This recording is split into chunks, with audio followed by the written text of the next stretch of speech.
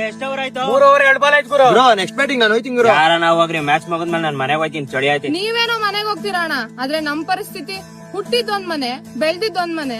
ಅಪ್ಪ ಅಮ್ಮ ಜಗಳ ಮಾಡ್ಕೊಂಡೋದ್ಮೇಲೆ ಅಲ್ಲೂ ಇರಕ್ ಆಗ್ತಿಲ್ಲ, ಇಲ್ಲೂ ಇರಕ್ ಆಗ್ತಿಲ್ಲ. ಮುಂದೆ ಯಾವ್ದೋ ಹುಡ್ಗಂಗ್ ಮದ್ವೆ ಮಾಡ್ಕೊಡ್ತಾರಂತೆ.